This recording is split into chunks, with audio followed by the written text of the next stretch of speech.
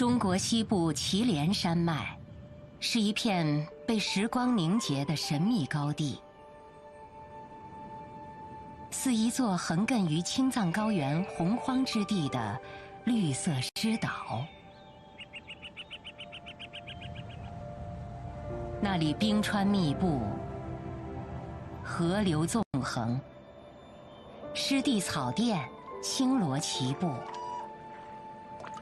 岩壁沟谷切割古老的山体，形成壮观的大峡谷。峭壁和丛林尽是野性家族的乐园。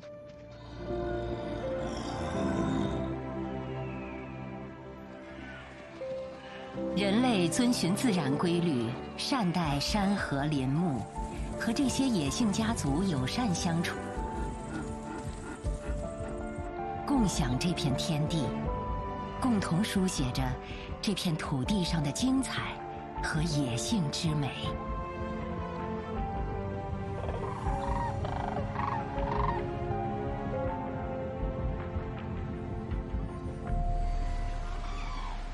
黑颈鹤高山和夏雨夫妇已经在这片湿地草甸生活了多年，他们在此纳凉度夏，繁衍生息，成为这里的主人。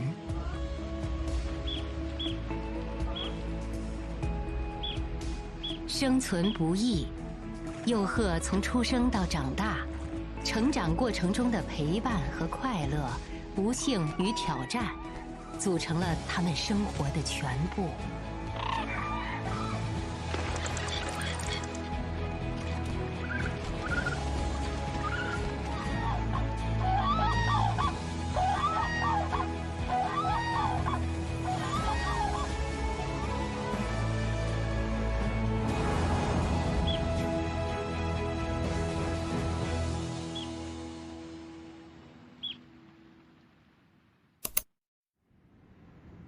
3月末，祁连山腹地还是一片被冰雪覆盖的地方，大地尚未返青，看上去还有些荒芜。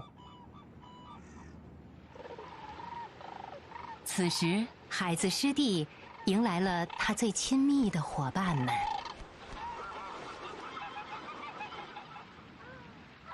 野生动物都有着生存策略和密码，他们的朋友圈充满了许多鲜为人知的精彩故事。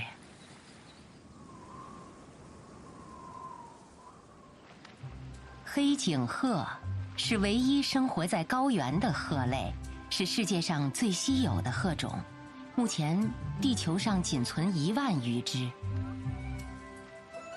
140多年前发现于青海湖畔，1990年被定为青海省省鸟。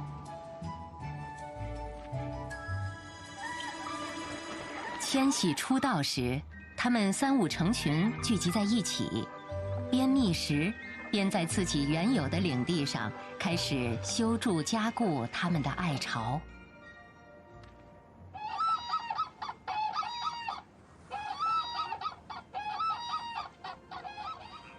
沼泽湿地是维系生物多样性的重要基础，这里保存了较为完整的生物链，是众多野生鸟类和动植物的生命之源。这片湿地草甸对于飞鸟而言堪称完美。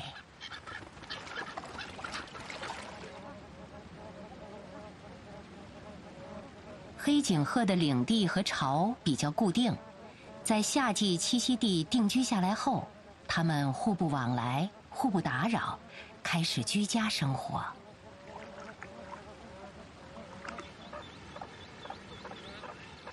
4月，大地渐渐复苏，黑颈鹤开始求偶。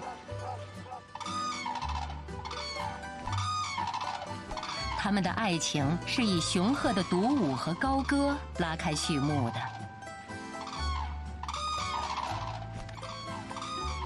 这种优雅的舞蹈只有雄鹤才会表演，在特定的时间表演给最心仪的雌鹤观看。热烈的爱情并没有因为昨晚的一场春雪而削弱。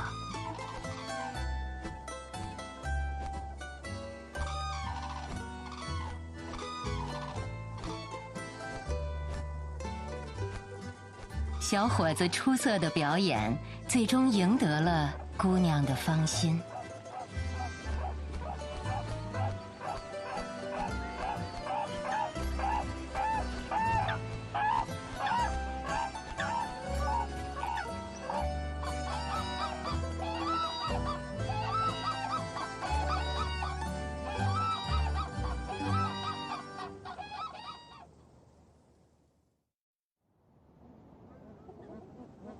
浪漫的蜜月期过后，母鹤夏雨顺利产下2枚卵。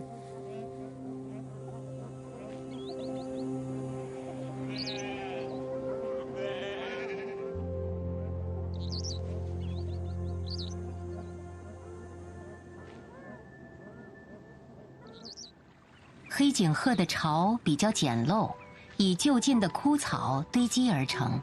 如果没有特殊的环境变化，它们会一直使用上一年的旧巢来孵化幼雏。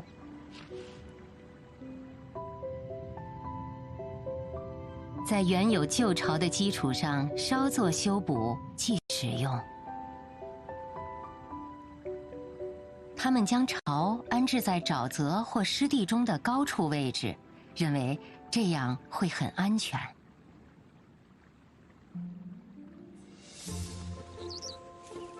高山和夏雨是一对勤劳的夫妻，每年早早迁徙来这里，目的是尽早修复好他们的爱巢，完成他们新一年的育幼使命。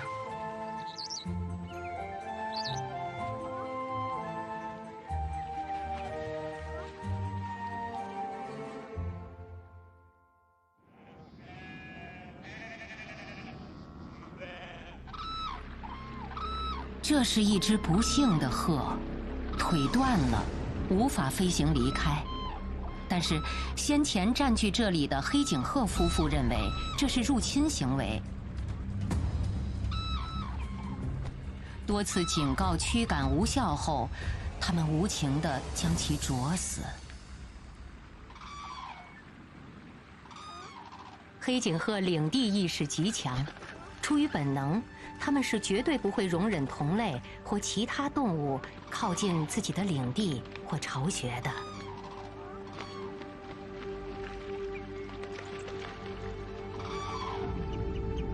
这个季节，失去伴侣的鹤没有任何退路，只能独自在边缘地带寻找食物，忍受着孤独的现实。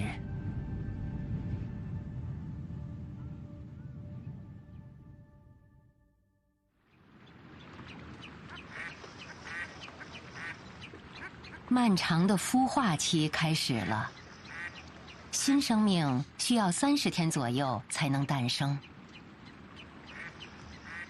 每天日出和日落时分是高山和夏雨交接班的时间，交接班极富仪式感，庄严隆重。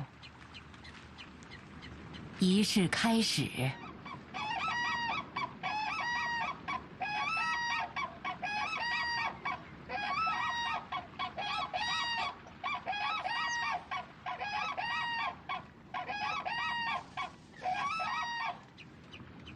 仪式结束后，雄鹤高山开始一整夜的孵化。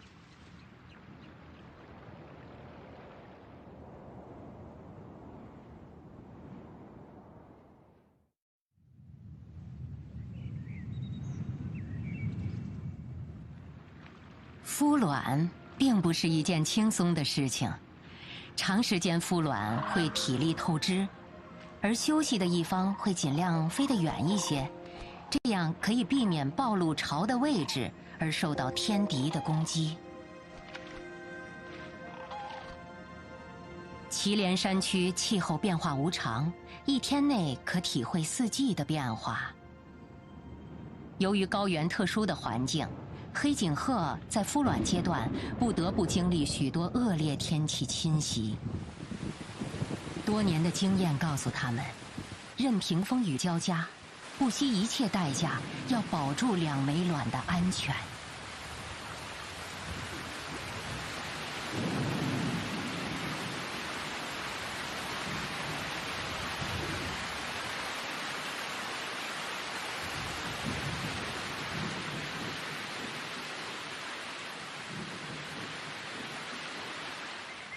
高原的天气就是这样，半个小时前还是疾风骤雨，半个小时后则是艳阳高照。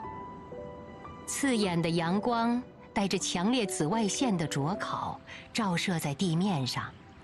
尽管极度困倦，夏雨并没有放松警惕。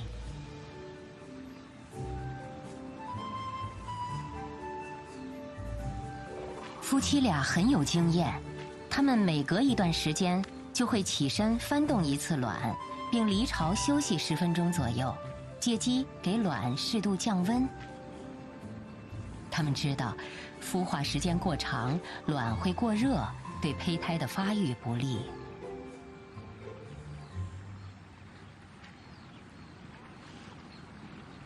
天气骤变，又是一场疾风暴雨袭来。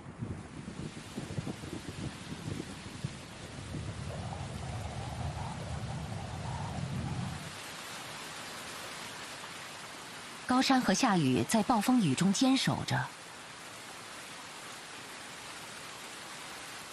严酷的环境丝毫没有动摇他们孵育后代的决心。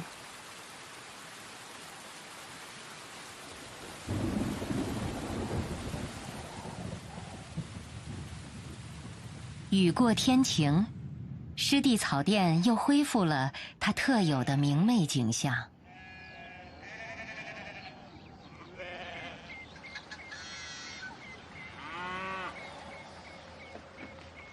随着牧草生长，牛羊群聚集得越来越多，这令高山和夏雨夫妇有些担忧。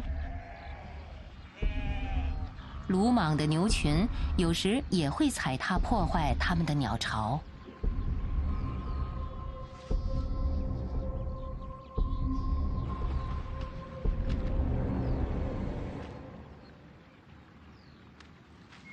红角玉的好奇心很强，趁着黑颈鹤休息的间隙，跑到他们的巢中参观一番。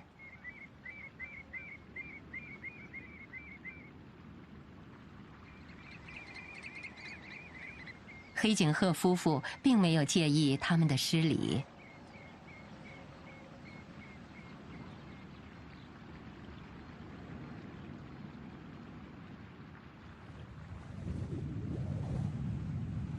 时间一天天过去，经历了30个风霜雨雪的日夜，高山和夏雨的第1个孩子出生了。多么漫长的日子！我们给他取名叫小雪。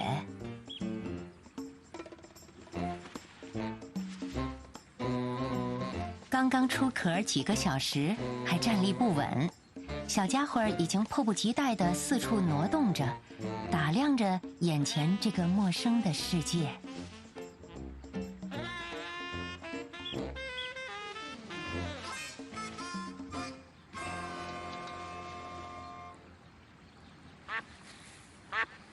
自从小雪出生后，夫妻俩休息的一方就不再去远处觅食了，而是警惕地守候在巢的附近，自觉承担起警戒任务。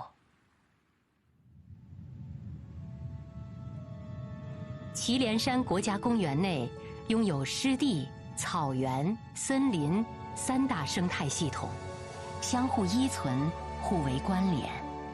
这种完善的生态系统和丰富的食物链，给野生动植物提供了最佳的生存庇护。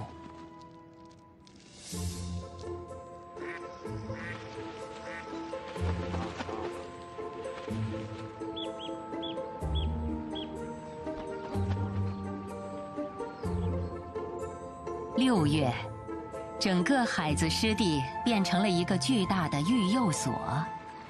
每年夏季，除黑颈鹤外，斑头雁、赤麻鸭、白骨顶鸡、红角玉等数十种鸟类在这里栖息繁衍，数百只各类幼鸟在此诞生。湿地草甸还有上百种其他动植物生存。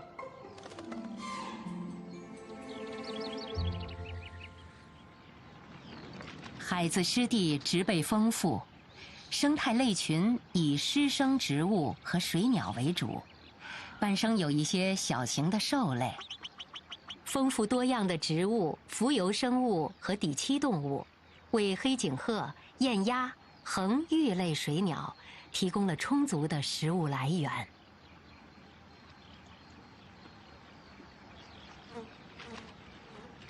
开阔的视野为鸟类提供了绝佳的安全觅食地和隐蔽场所，吸引了众多鸟类在此筑巢安家。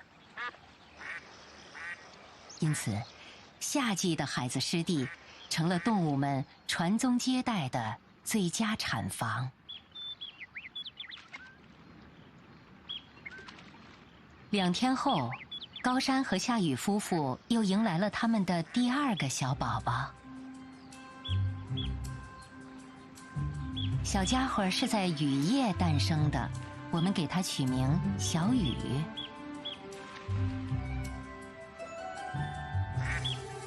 这是本能，要想生存下来，它们必须尽快跟随父母去寻找食物，或钻进草丛中躲避天敌。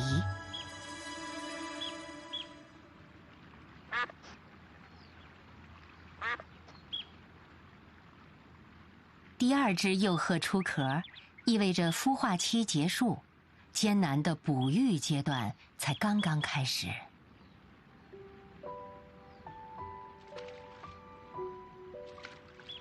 黑颈鹤幼雏属于早成鸟，出壳几小时后就能跟随父母寻找食物。黑颈鹤夫妻共同承担养育义务，他们对幼鹤倍加爱护，处处小心翼翼。喂给幼鹤的食物都是经过水洗后再给它们吃下，以保证食物干净卫生。在最初的几小时内，细心的父母会教给幼鹤如何接住父母送到嘴边的食物。育幼期间，黑颈鹤也有特殊的表达。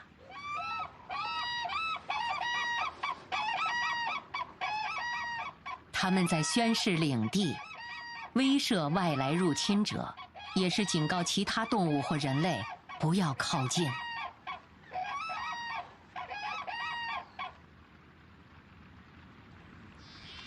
海子湿地水草丰美，四周有牧人和众多牛羊，他们已经习惯了这样的环境，并且与这些家畜友好相处，各取所需，互不干扰。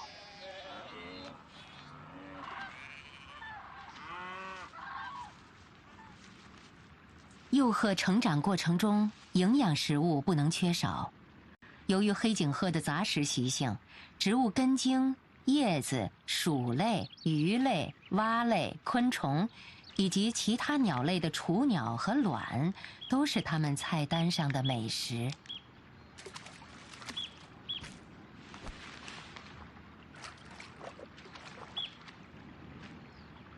在育幼过程中，父母会在不同的成长阶段，给它们喂不同类型的食物，特别是一些幼鹤成长所需的高蛋白食物。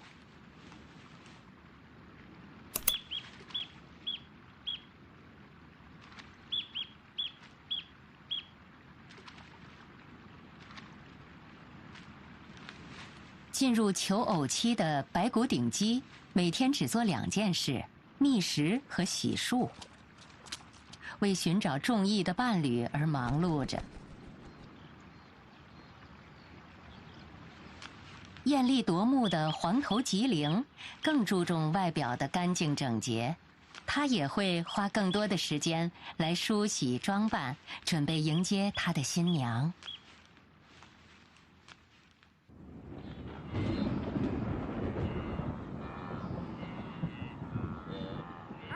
小雪和小雨30天大了，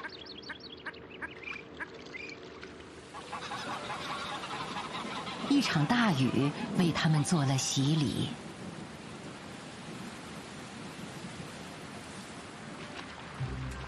在父母的悉心照料下，2只幼鹤成长很快，看它们的体格外貌，完全没有了刚出生时的模样。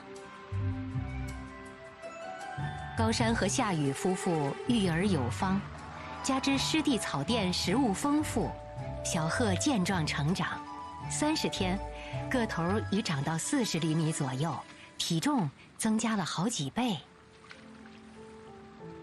现在，它们逐渐学会自己寻找食物和躲避危险，并且开始随父母一起应对恶劣的气候环境。即便如此，幼鹤依然处在生命脆弱期，接下来的很长一段时间里，依旧需要父母照顾和喂养。7月，海子湿地生机勃勃，热闹非凡，家家户户都忙碌着哺育幼雏的事情。相比黑颈鹤一家，斑头雁、赤麻鸭等鸟类可算是大户人家，子女较多。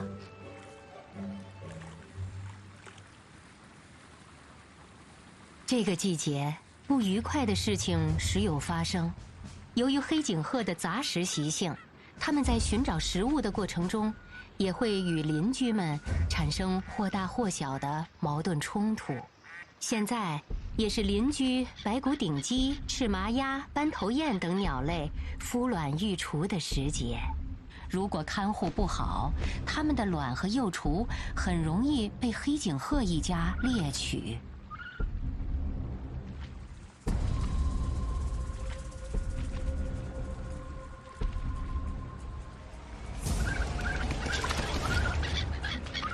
愤怒的白骨顶鸡夫妇赶回来时，已经晚了，他们的巢被破坏了。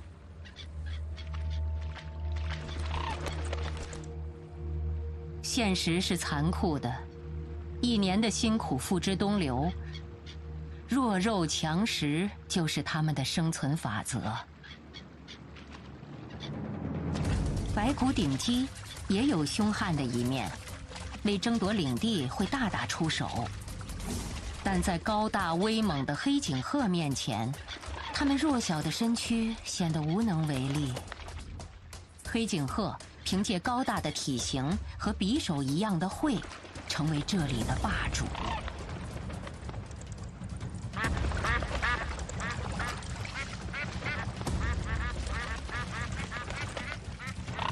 育幼期间，所有的动物都会表现出本能的凶猛，它们要全力保护自己的领地和幼雏。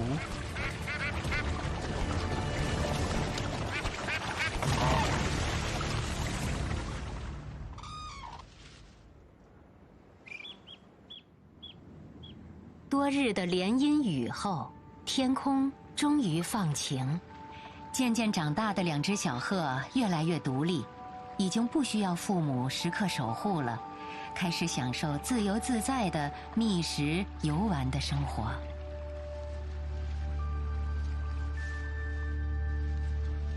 看上去，小雪和小雨的长势很好，个头长高了许多，翅膀上已经长出了羽毛。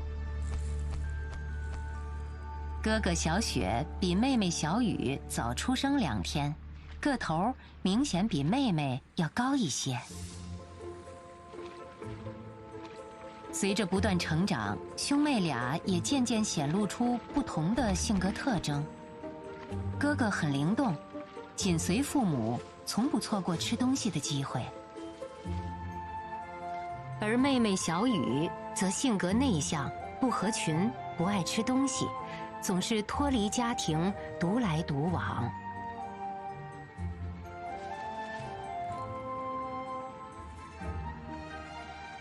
好天气给他们带来了好运气，高山和夏雨夫妇都捉到了鱼吃，算是犒劳自己的辛苦吧。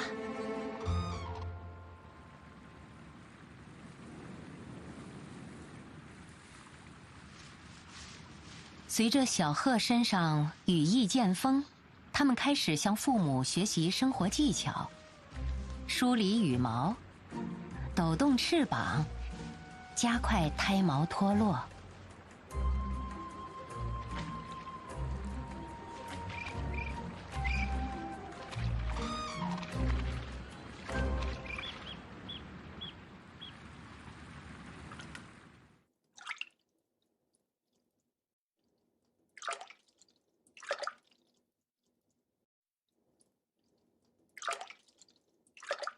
这个时节，黑颈鹤夫妇还有一件重要的大事要完成，那就是成年鹤的换羽。这将关乎几个月后它们的长途飞行。成年鹤每年都要进行一次例行的换羽过程，整个换羽过程十分隐秘，外表上几乎难以察觉。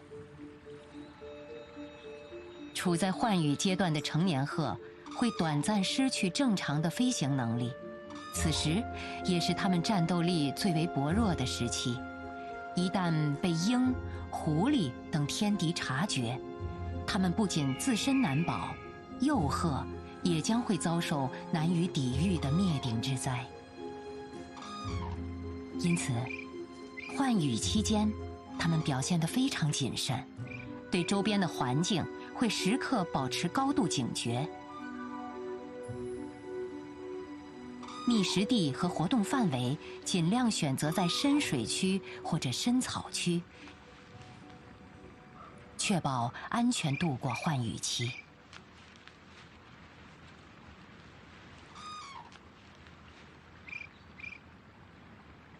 更加有趣的是，育幼期间的黑颈鹤夫妇换羽时间会巧妙地错开，以确保有一只能够保护全家的安全。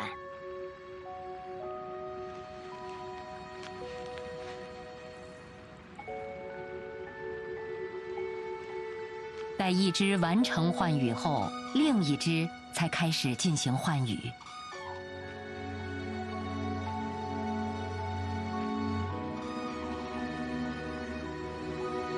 大自然就是这样巧妙而科学地造就了每一种生灵。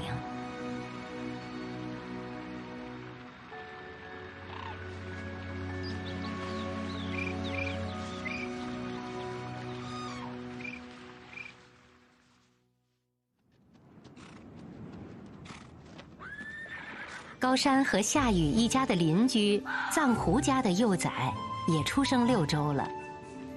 小家伙们开始到洞穴外活动，他们第一次看到山坡下宽阔的海子湿地，显得十分兴奋。他们对眼前的一切都充满了好奇。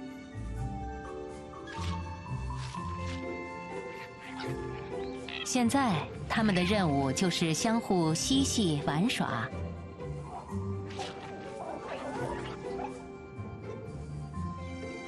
窝边的牛粪和妈妈带回来的高原鼠兔都是他们嬉戏的玩伴。实际上，这种游戏将来会成为他们求生的技能。夏季，牧人们也会常住在湿地周边，没有人会伤害野生动物。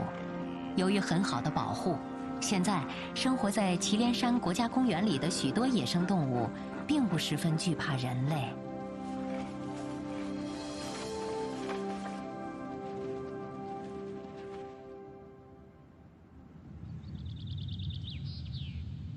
时间进入8月，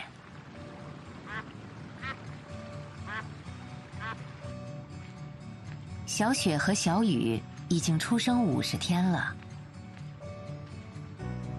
几天前，科研人员给小雪和小雨戴上了红色环质和卫星定位设备，标志着2只小鹤已经完全进入了新的成长阶段。编号 B34 是哥哥小雪， B33是妹妹小雨。这意味着未来它们的迁徙线路、健康状况、种群结构等都会被科研人员所掌握。经过50天的成长，小家伙们个头又长高了许多。最为明显的是它们那2条漂亮的大长腿。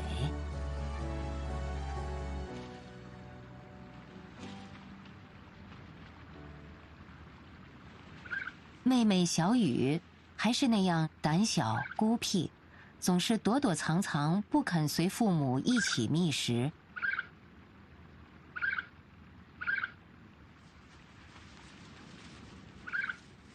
相比时刻紧随父母、能吃能喝的哥哥，要体小瘦弱一些。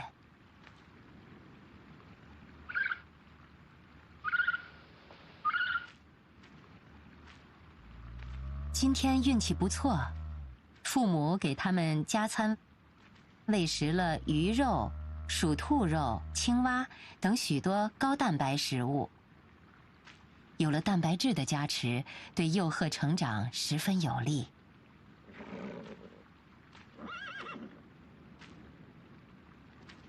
黑颈鹤生活在湿地草甸，与这些牛羊为伴，也能得到好处。这些家畜的粪便为它们提供了大量的高蛋白食物，难怪当地牧人给黑颈鹤取名“牧羊人”。天色逐渐暗下，起风了。父母和哥哥在深草区焦急地呼唤起来。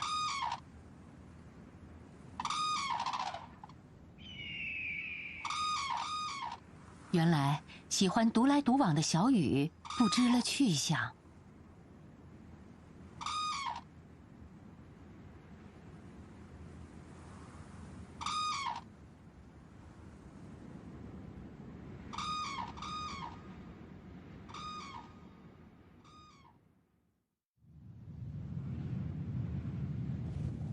昨晚的一场透雨，把海子湿地变成了仙境。晨雾弥漫，淡淡的云雾渐渐升腾，朦胧中如梦境一般。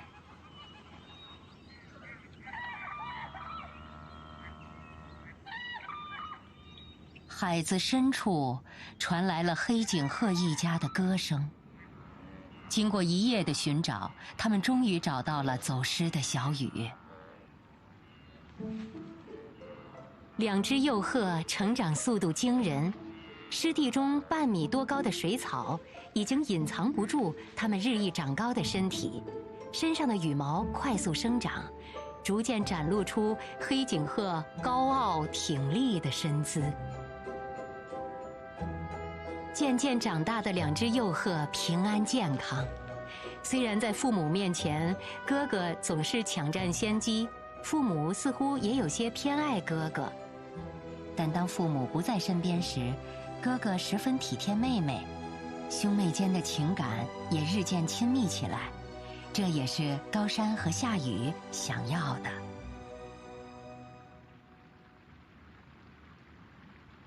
虽然又长大了许多，但小雨孤僻的性格却丝毫没有改变，时常疏远父母和哥哥，独自行动。觅食途中，小雨又不知躲到哪里去了。母亲四处寻找，父亲和哥哥也在远处焦急地呼唤。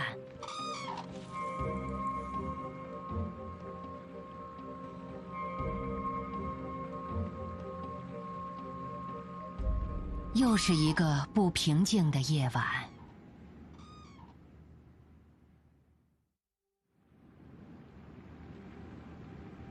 第2天清晨，大雾中，母亲找到了躲在深草中独自度过一夜的小雨。母亲很平静，似乎没有任何抱怨情绪，给她喂些吃的是当务之急。这个阶段，幼鹤一旦脱离父母的保护，很容易受到草原鹰、狐狸或家犬的攻击。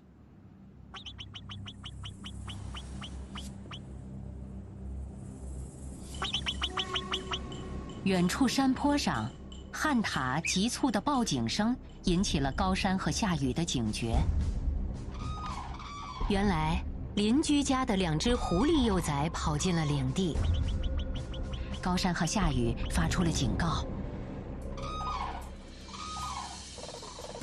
警告无效，母亲只好追逐驱赶。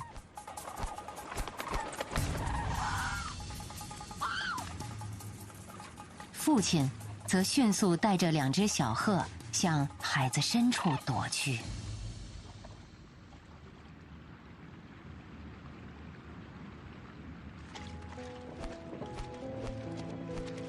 这是幸运的一天，找回了小雨，赶走了狐狸，好在有惊无险，孩子们平安无事。但母亲夏雨的心情似乎还是有些沉重，怎么也高兴不起来。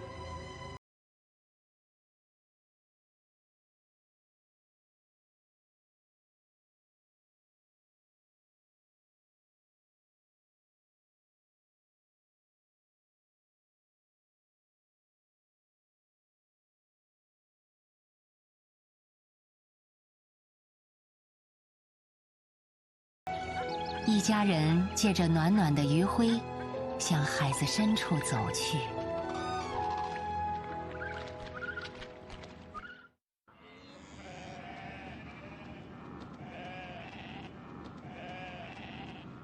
入秋后，海子周边的山坡上食物更加丰富起来。高山和夏雨每天都带着2只幼鹤来这里觅食，给他们传授更多的觅食技巧。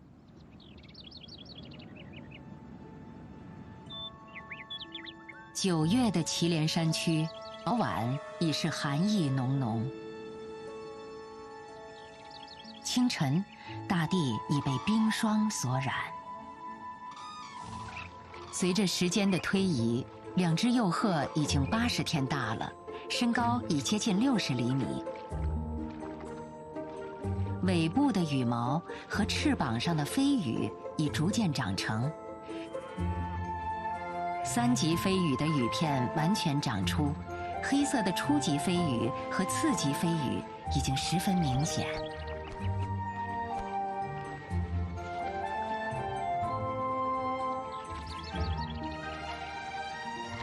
接下来的日子里，小雪和小雨即将学习他们一生中又一项关键的技能——飞行。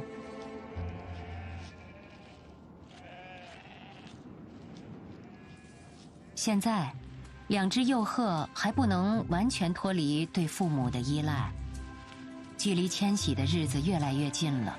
这个阶段，它们需要尽快进食，以保证长途迁徙所需的营养和能量。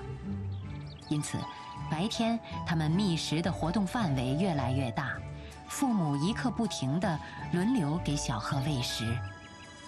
看得出来，高山和夏雨更加注重喂小雨了。看着小雨努力吃东西的样子，父亲用喙轻轻爱抚着他的额头，鼓励他多吃食物。受到鼓励和赞许的小雨也开始努力寻找着吃的。和人类一样，父母的艰辛永远隐藏在孩子的身后。白天顾不上吃东西的父亲，此时才有时间给自己找些食物，而母亲依旧忙碌着给小鹤喂食。在整个抚养期间，父亲高山始终担当起管护喂养2只幼鹤的责任，而母亲夏雨则更多地扮演了警卫和驱逐入侵者的角色。对于众多的野生动物家族，这种亲密的亲情关系最多只会持续1年时间。通常情况下，黑颈鹤幼鸟在第2年3月或更早一些的时间离开父母。9月末，气温骤降，祁连山区已经出现了降雪天气。海子湿地早晚开始结冰，浓重的晨霜把大地染成了白色。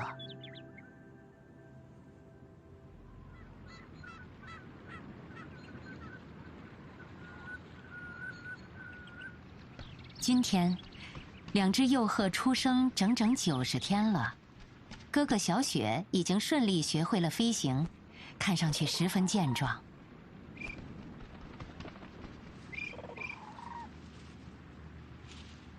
妹妹小雨却迟迟没有学会飞行。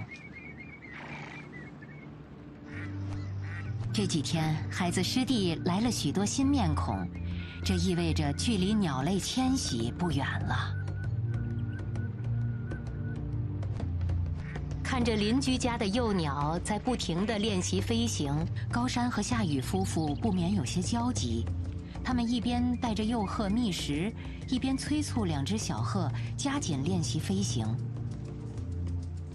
小雨也努力着。离迁徙的日子越来越近了，他们还是抓紧时间补充能量。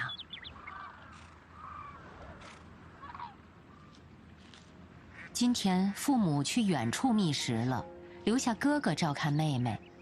小鹤现在已经不需要父母时刻守护，他们也享受着自由自在的快乐时光。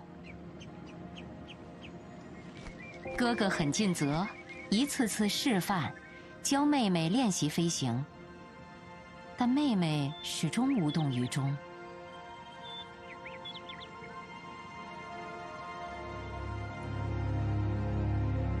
按照常规习性，幼鹤出生80天后，逐渐开始学会飞行了。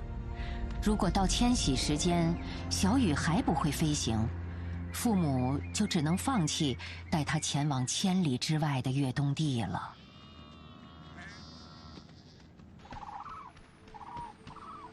今天，两只幼鹤出生100天，小雨终于学会了飞行，这令他们全家都非常开心。小雨用第一次飞行证明了她的健康和努力。虽然飞行距离不长，但她还是勇敢迈出了成长的关键一步。从时间计算，她比哥哥晚飞近1个月时间。哥哥小雪也为妹妹学会飞行而高兴，看到妹妹起飞，他总是紧随其后，伴飞练习，为妹妹鼓劲。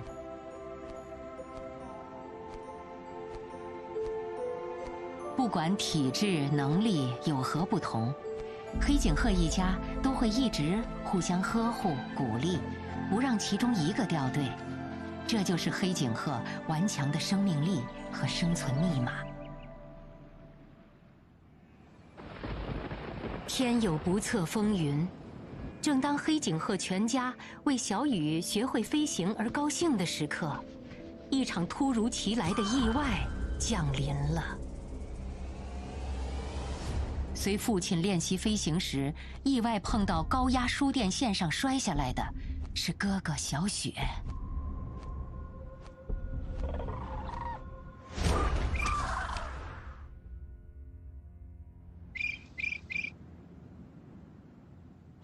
父亲灵巧地躲过了高压线，根本没有意识到身后发生的事情。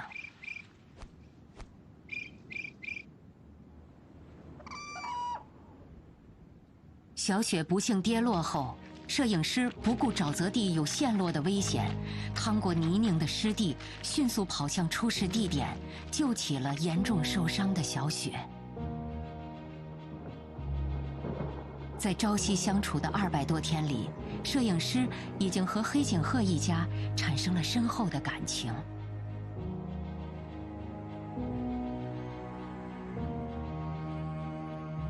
看来简单的救治已无济于事，小雪伤得太重了，左腿膝盖严重脱臼。在得到当地森林公安部门的准许后，摄影师决定连夜将小雪送到150公里外的野生动物救助中心去救治。虽经救助中心专家和兽医们的努力，最终还是没能挽留住小雪的生命。意外的不幸是原本完整的一家4口，现在剩下了父母和瘦弱的小雨。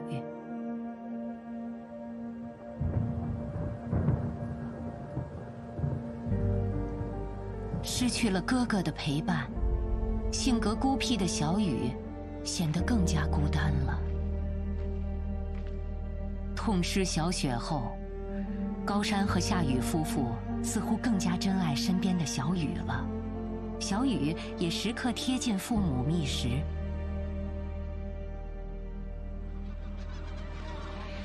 对于父母来说，每只幼鹤都弥足珍贵。年轻的父母在这次的教训中也得以总结成长。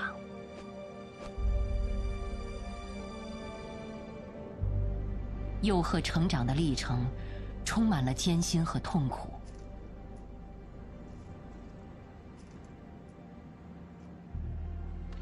小雨经历了这些，显然变得更加坚强起来。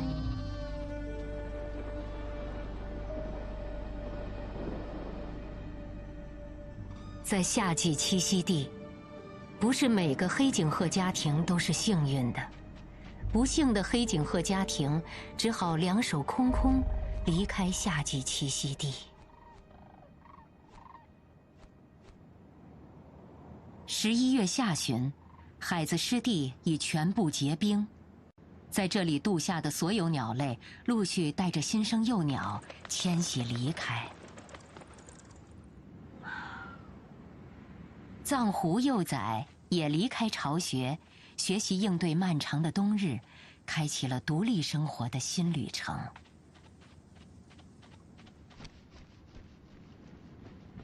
由于小雨比正常时间晚飞近1个月，他现在的体能还不足以远行，父母不得不带着他在出生地再多停留一阵子，等待他强壮起来。从时间上看，高山和夏雨一家已经赶不上迁徙的大部队了，只能独自前往越冬地。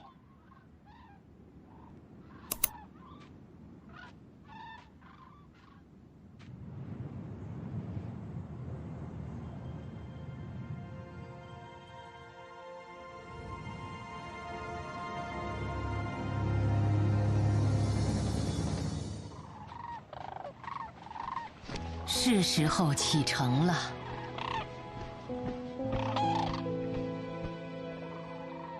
离别时刻，高山夫妇带着小雨来到哥哥小雪掉落的高压线附近，停留了很久。他们长时间鸣叫着。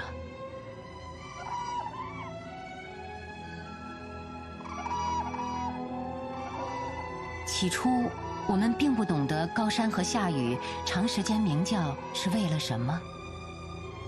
当他们在我们头顶盘旋几周后飞向远方时，我们忽然明白了，原来他们是在向海子湿地告别，向小雪告别。